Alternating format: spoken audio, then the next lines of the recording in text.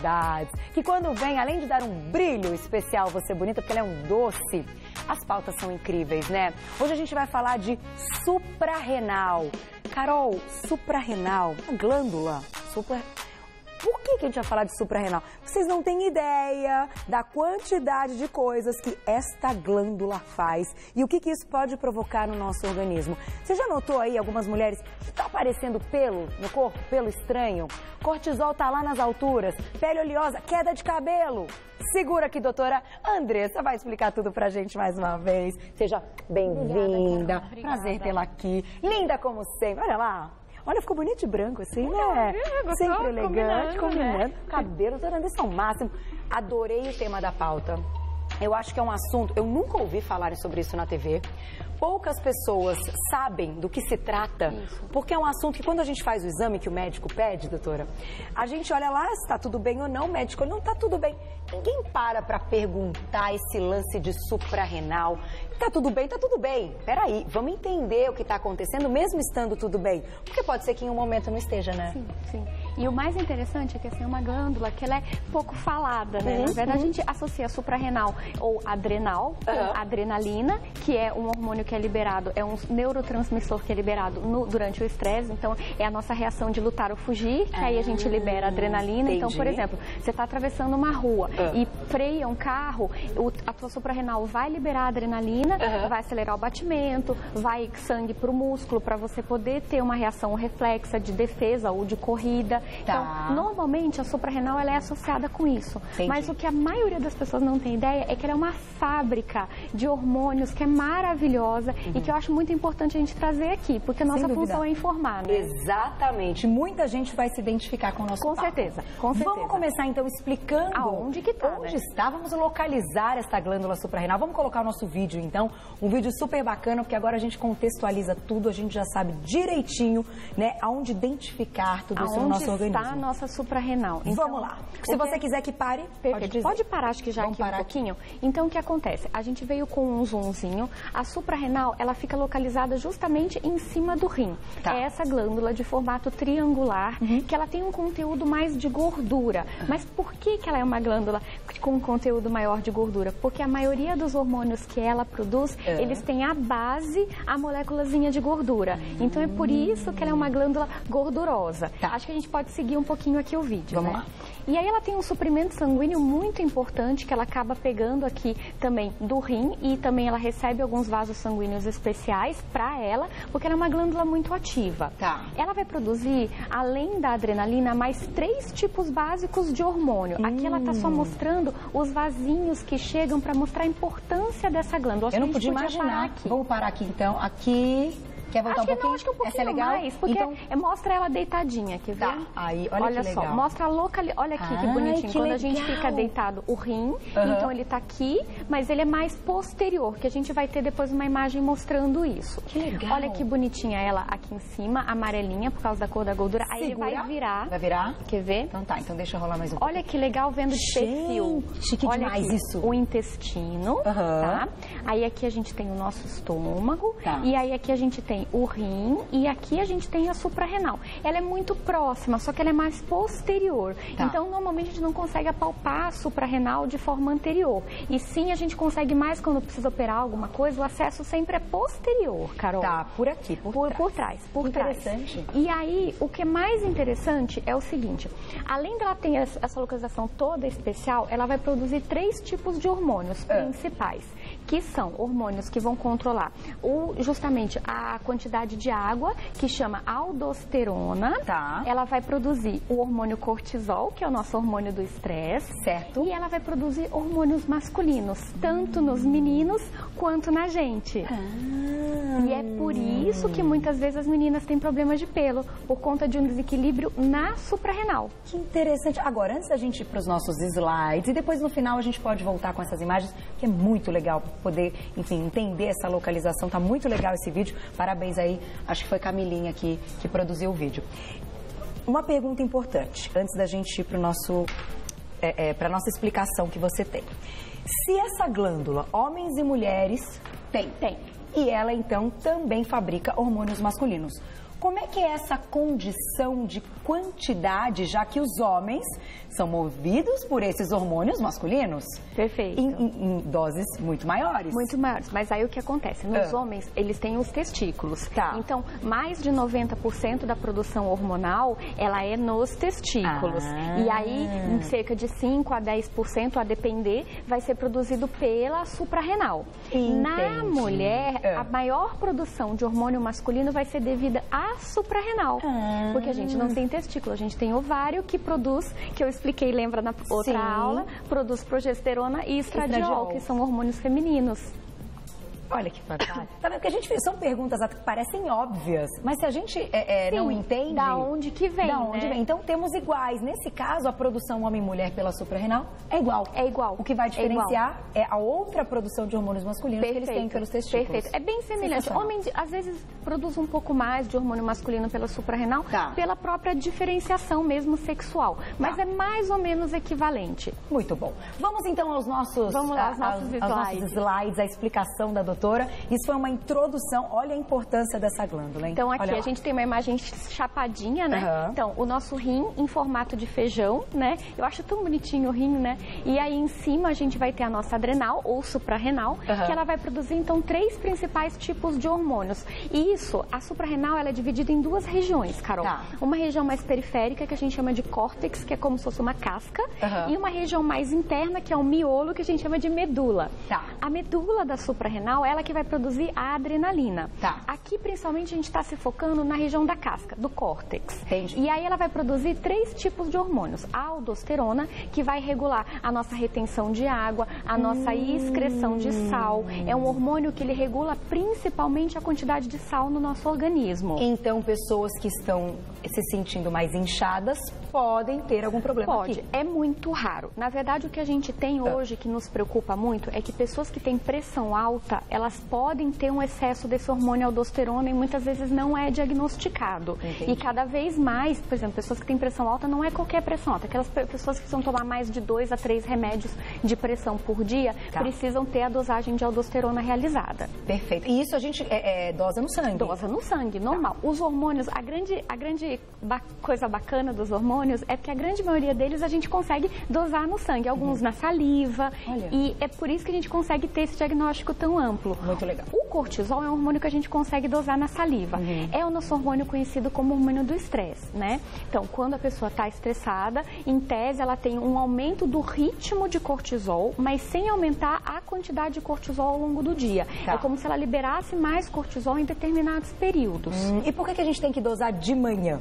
Porque o cortisol de manhã, ele é o período que ele está mais alto ao longo do dia. O cortisol, ele funciona como um ritmo. Ele fica mais alto de manhã, porque é um hormônio que estimula o nosso organismo a funcionar, e aí ele vai diminuindo ao longo do dia. Mas a grande questão, e isso eu falo para quem está assistindo a gente em casa, que é o seguinte: não adianta só ter uma dosagem de cortisol basal, que é o cortisol no sangue, pela manhã. A gente precisa, se a gente está desconfiando que o cortisol está alto, a gente precisa saber se esse cortisol está alto ao longo das 24 horas do dia. E aí surge a dosagem de cortisol na urina e a dosagem de cortisol na saliva, que a gente dosa à noite. Porque aí ele tem que estar baixinho. Se ele estiver alto de noite, tem alguma coisa errada. Entendi. Olha que interessante. O cortisol é muito interessante. Muitas vezes a pessoa pode ter, até identificou que tem um cortisol tão alto, mas ali na média...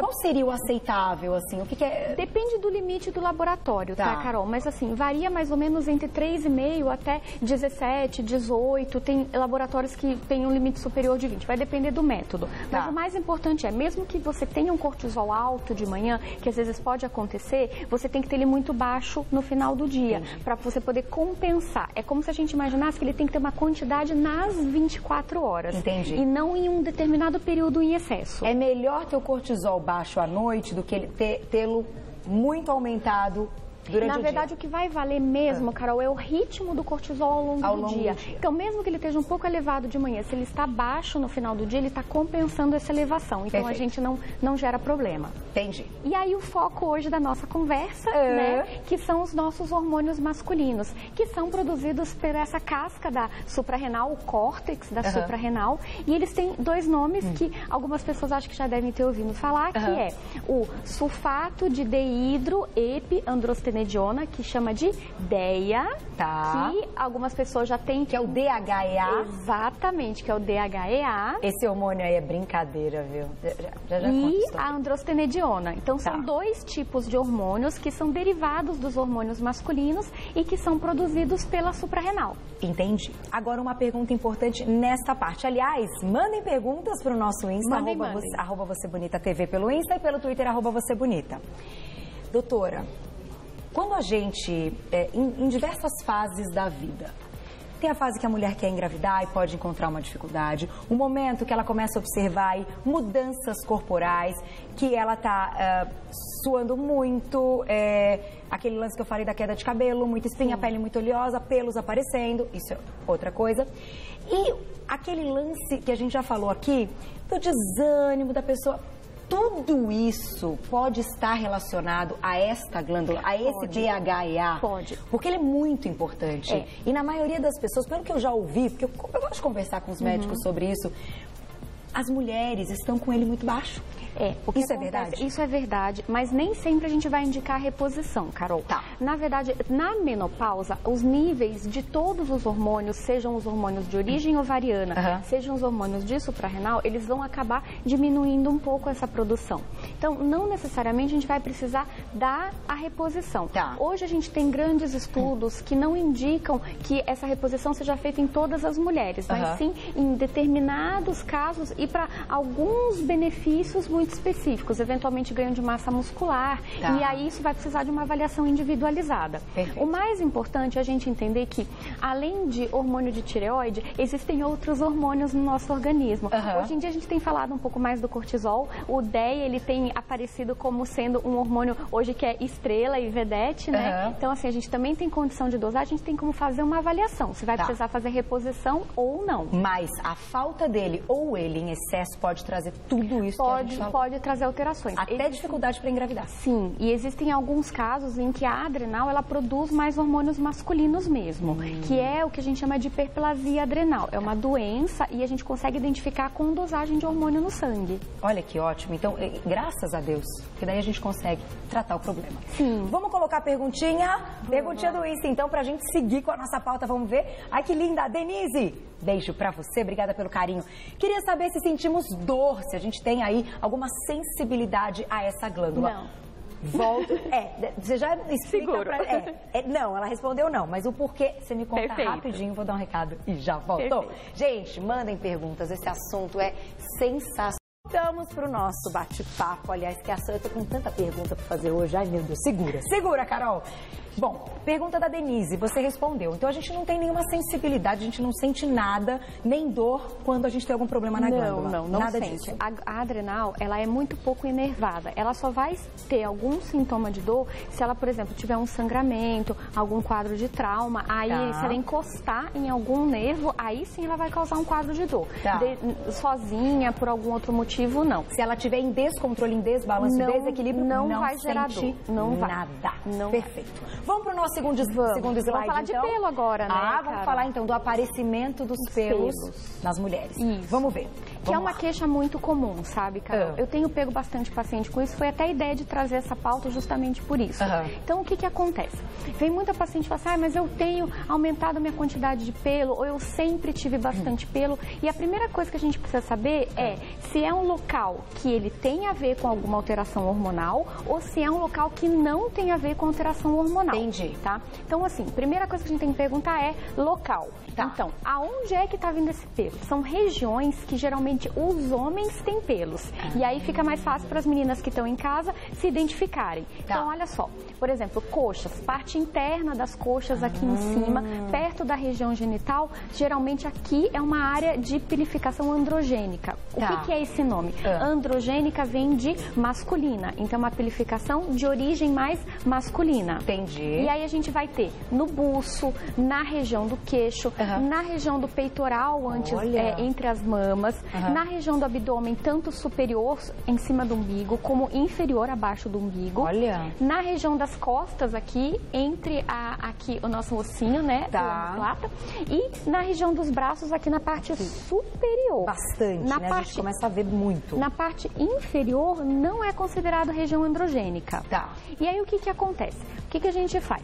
Chega uma paciente com queixa de pelo. Primeira coisa que a gente precisa fazer um score, ou seja, fazer uma pontuação para ver se essa paciente ela realmente tem uma quantidade de pelos que vai preocupar ou não. Tá. E aí a gente consegue dar essa pontuação para a paciente, que tecnicamente o nome é chamado score de Ferriman. O que é isso? Ele vai dar um ponto de 1 a 4 para cada regiãozinha dessa que eu falei. E aí a gente vai conseguir graduar, sendo que 1 é pouquinho e 4 é bastante. Entendi. E aí a gente vai dando esses pontos. Certo. Acima de 8, ou seja, se ela tiver, por exemplo, um pouco de pelo no buço, no queixo, no peitoral e no abdômen, já indica a gente fazer a pesquisa hormonal. Tá. Então, o que eu acho mais interessante é, nem todo lugar de pelo preocupa. Então, a gente, menina, eu entendo que eu também sou menina, né? Obviamente. Então, assim, perna aqui embaixo, né? Não é um local que preocupa. Às vezes as meninas dizem, mas eu tenho tanto pelo aqui na perna, tanto pelo aqui no antebraço. Virilha é sim, que aí ele conta como parte interna da coxa. Então conta sim. É aquela pelificação que sai da região genital e vai em direção à parte interna da coxa. Axila. Axila não conta, não conta tanto. Conta muito mais aqui nessa região superior do braço e na região das costas. Olha que entre os ossinhos. Então a gente já tem aí, de repente, uma carinha que essa pessoa tá com desequilíbrio na suprarrenal. Exato, ou na suprarrenal ou no ovário. Porque o que acontece? A produção de hormônio masculino na mulher, ela pode acontecer na suprarrenal, que acontece muito mais do que no ovário, mas ela pode acontecer por algum desbalanço no ovário, como por exemplo o ovário policístico. E aí é que a gente tem que começar a fazer a diferenciação. Da onde que tá vindo? Primeiro, se existe excesso de hormônio masculino mesmo, se ele tá refletindo na menstruação e se ele tá vindo da minha suprarrenal ou tá vindo do meu ovário. Quando é ovário policístico, do ovário. Do ovário, exatamente. Identificado que é suprarrenal, não tem nada a ver com ovário. Perfeito. E aí que a gente faz a diferenciação, a gente faz os testes. Interessante. A principal diferenciação é entre o ovário policístico e a hiperplasia adrenal, que é a doença da suprarrenal. Olha, então assim, se torna uma doença, esse desequilíbrio pode ser considerado uma doença. Sim, o desequilíbrio da suprarrenal, ele determina diversas doenças. Uma delas é a hiperplasia adrenal. Tá. Olha, gente, que interessante. É muito interessante. O negócio é... Olha, vamos colocar uma pergunta, então, ligada a pelo, que é o que a gente tá falando. Depois a gente continua com os nossos slides, tem muita coisa. Vivizinha, beijo pra você. Olha lá a foto, que legal. Carol, está nascendo alguns pelos no queixo. Percebi que foi depois de uma certa idade. Seria desequilíbrio da glândula ou pela idade? Excelente pergunta. A idade tá relacionada, então, com algum problema dessa glândula? Tem uma fase da mulher que ela pode ter uma alteração maior? Tem. Na hiperplasia adrenal, a gente vai conseguir fazer o diagnóstico muito perto do início da menstruação, porque acaba que ela passa não sendo percebida na primeira infância, porque não produz tanta quantidade de hormônio, e ela exacerba quando a mulher menstrua. A grande maioria dos problemas hormonais, eles vão passar a ser percebidos depois da menstruação. E aí a gente tem o quê? Que tem que ver a história. Por exemplo, se ela tem uma irregularidade da menstruação desde a primeira menstruação, com aumento de pelo progressivo, ou foi um aumento de pelo de uma hora para outra, isso muda, porque se é um aumento progressivo, pode ser ovariano. Se é um aumento de uma hora para outra, a gente tem que se preocupar se é um tumorzinho, se por algum acaso é um desequilíbrio mais agudo da suprarrenal ou do próprio ovário. Então, toda a história, por isso que, assim, muito importante para quem está em casa. Você está suspeitando de pelo, consulta o seu médico e leva uma história assim, olha, foi desde a minha primeira menstruação ou faz 2 anos que eu sinto que eu estou aumentando. Dados, né? Levar esse dado para o médico é importante. E outros sintomas associados. Então, por exemplo, queda de cabelo com perfil masculino, porque os meninos, eles fazem queda de cabelo, que são essas entradas aqui na região temporal. Essas entradas na região temporal, eles são chamados de alopécia androgênica. O que é isso? Então, androgênico de novo, né? Que, ou seja, vem de origem masculina, ou seja, queda de cabelo de origem masculina. Aumento da oleosidade da pele, acne, tudo isso somado, a gente vai conseguir fazer um quadro clínico, se vai diferenciar se é ovariano ou se é da adrenal. E se é da adrenal, se é hormônio masculino ou será que é cortisol? Olha só que bacana. Gente, não, a gente começa a se identificar e começa a entender, né? Vamos colocar o próximo slide? Sim. Porque no próximo slide eu acho que tem, os pelinhos. Olha que interessante o aparecimento deles. E aí, o que é que acontece? Esse slide, eu gosto muito desse slide porque ele explica muitas coisas. Primeiro, não basta ser pelo, tem que ser um pelo mais grosso e mais pigmentado, que é o que a gente chama de pelo terminal.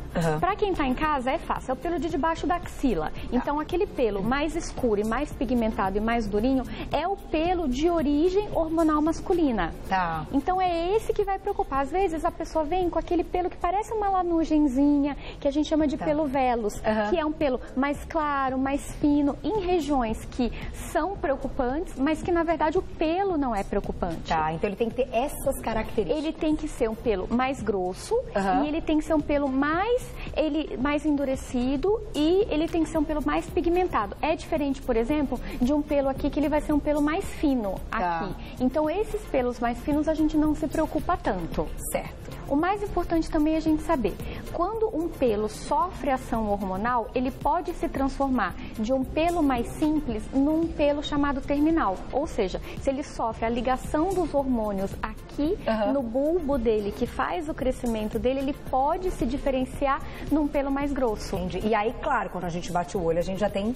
Perfeito. Rapidamente a gente já nota uma diferença. Agora, antes da gente colocar o próximo slide, eu tenho duas perguntas importantes para a doutora, que é o seguinte. A primeira, onde entra a testosterona da mulher nessa história?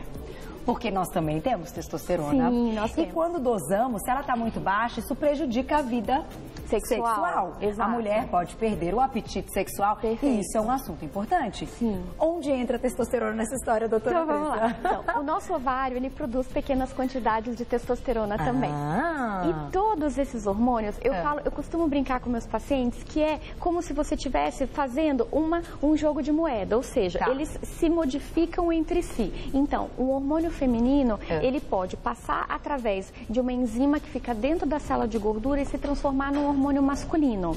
Por isso que, muitas vezes, quando a gente fala para as meninas assim, eu tô um pouco acima do peso e notou que começou a aparecer pelo, toma cuidado, porque, na verdade, o tratamento, às vezes, não é problema hormonal, precisa diminuir a quantidade de gordura para diminuir essa transformação. Entendi, porque a célula, se essa célula ela é de gordura, ela tem relação com o hormônio, ela pode se transformar em mais hormônio. Exato. O hormônio feminino, ele passa através da célula de gordura, é uma enzima chamada aromatase, e ela transforma esse hormônio feminino em masculino. Gente. É por isso que as meninas, quando ganham peso, têm o quê? Mais irregularidade menstrual, podem ter mais acne, podem ter mais o quê? Pelo. Porque aí passa o pelo fino a sofrer influência de maior quantidade de hormônio e aí ele se transforma num pelo terminal. Essa era a minha segunda pergunta. Se algum problema da suprarrenal e da produção desses hormônios pode trazer o ganho de peso? Pode trazer o ganho de peso, sim. Na verdade, é um ciclo vicioso isso. Então, o que acontece? Quanto mais ganha peso, gera mais um desequilíbrio hormonal no sentido de ter mais hormônio masculino e ter mais hormônio feminino na tentativa de você compensar esse desequilíbrio, e isso gera mais resistência insulínica e com isso eu posso ter mais ganho de peso. É por isso que começa com a perda de peso. Sempre passa pela perda de peso. O ovário policístico passa pela perda de peso. O tratamento, então, acaba sendo a perda de peso? Perda de peso, sim. A não ser que você tenha uma doença muito específica da suprarrenal, como a hiperplasia adrenal congênita, que precisa ter tratamento. Né? Vamos colocar, então, o próximo? Vamos sim. Gente, tá tudo ligado. Fico louca com essas pautas. Gente, é demais. Então, as causas, como você... algumas causas. Eu tô citando algumas causas, que são as causas mais comuns, né? Então, a síndrome do ovário policístico. E aí, hoje em dia, o que é muito interessante, eu gosto de sempre comentar, é que mudou um pouco o diagnóstico de síndrome de ovário policístico. Antigamente, a gente considerava só o quê? O cistozinho no ovário. Então, fazia o ultrassom, pegava um cistozinho no ovário, é ovário policístico. Não é mais assim. Hoje em dia, a gente precisa ter 2 de 3 critérios. Ou seja, irregularidade menstrual é o primeiro critério. A gente pode ter alteração de hormônio, ou seja, hormônios masculinos elevados no sangue.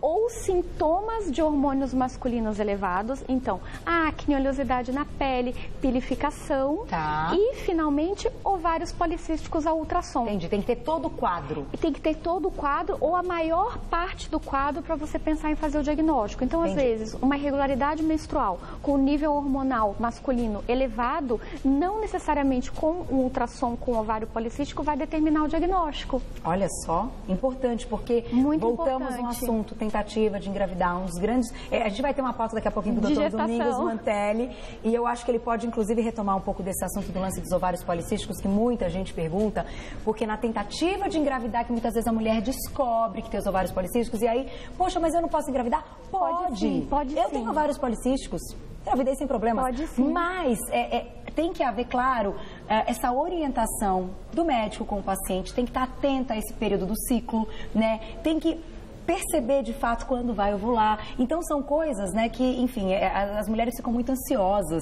e esses problemas, poxa, bacana a gente poder trazer aqui no programa. Então a gente olha e fala assim, ai, só eu que tenho esse negócio. Aí... Não, ovário policístico é coisa, super né? comum. Tem muita mulher e que é tem. Muito tratável. Hoje em dia a gente trata o ovário policístico conforme o sintoma da mulher. Por exemplo, se ela quer ovular, a gente usa medicação para tratar a ovulação. Se ela tem mais resistência à insulina, a gente vai usar medicação para diminuir a resistência insulínica. Entendi. Se o sintoma dela é mais pelo, a gente vai usar a medicação se ele tiver com hormônio masculino, se ela tiver com hormônio masculino alto, para tratar e controlar essa produção hormonal masculina. Entendi. Então tudo isso vai depender de qual sintoma ela vai ter mais exacerbado ou qual ela vai desejar tratar primeiro. Perfeito, né? perfeito. A hiperplasia adrenal, eu já comentei, acho que bastante, né? Mas a hiperplasia adrenal é um quadro que a própria suprarrenal, ela tem uma produção aumentada de hormônio masculino, pode ser diagnosticada desde a infância, mas existem formas que a gente acaba não diagnosticando e só aparecendo mesmo na idade adulta. E, finalmente, a sensibilidade do folículo piloso. O que é isso? Por que eu trouxe em verdinho? Porque, na verdade, o que acontece? Muitas vezes, ao nível hormonal, a gente revira o paciente, dosa hormônio e tá tudo normal. E o que é?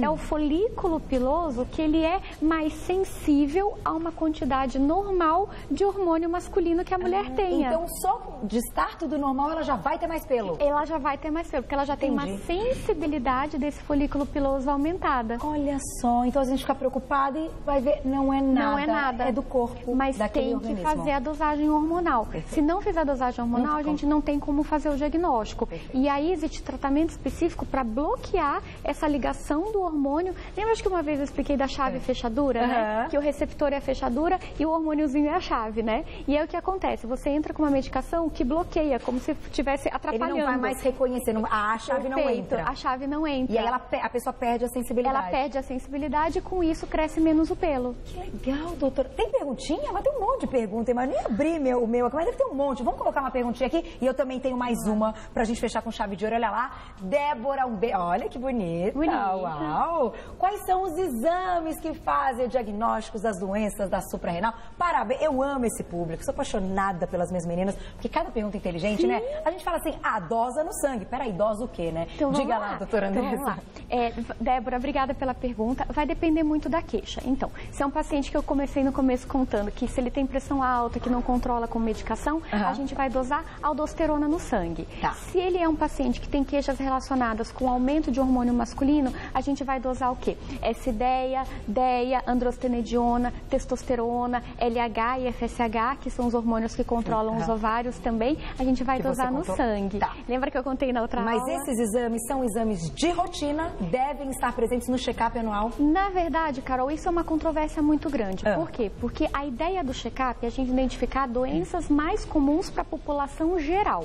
Se a pessoa, na conversa, não refere, normalmente o médico que está fazendo check-up, ele não vai ir a fundo. Ir a fundo, exato. Entendi. Agora, se é uma paciente que vem se queixando de irregularidade menstrual, aumento de pelo, acne, oleosidade, queda de cabelo, aí tem que fazer investigação. Ganhou uns quilinhos. Perfeito, aí tem que fazer investigação. Tudo vai depender, por isso que eu gosto da história do check-up, mas eu acho que o check-up ele tem que ser o check-up direcionado. O que quer dizer isso? Não adianta eu pegar e falar assim, olha, aqui é uma receita, faz tudo, não é é assim. Você tem que saber exatamente qual é a queixa específica do seu paciente para você poder direcionar o seu check-up. Perfeito. Tenho que encerrar. Para encerrar, a falta, a suprarrenal funcionando menos, produzindo menos, também dá problema? Muitos problemas, principalmente o problema mais agudo é relacionado com a falta do hormônio cortisol. Que a gente deixa para próxima. Vamos fazer uma pauta? Gente, a falta do cortisol. A gente faz uma pauta disso. Eu vou chutar e deixar no ar, tá?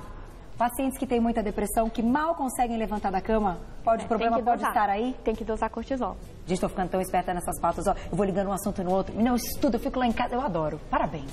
Você é demais, obrigada sempre. Carol. Informações maravilhosas. Claro que a doutora Andressa vai voltar, não se preocupem. Olha, quem quiser saber mais e ter acesso aí a tantas informações importantíssimas, ela cuida de uma parte aí no Facebook, de um perfil que eles têm, que é o Endocrinologia em Dia, com textos maravilhosos. Vale a pena acessar, né, curtir ali no Facebook, Endocrinologia em Dia. Agradecendo mais uma vez, então, a doutora Andressa Heimbicher Soares, que é endocrinologista. Um beijo. Obrigada, Carol. Volta logo. E nós vamos Adoro bater papo. Nós vamos a 20 mil curtidas no Endocrinologia em Dia. Boas curtidas. Obrigada, um beijo, Carol. obrigada.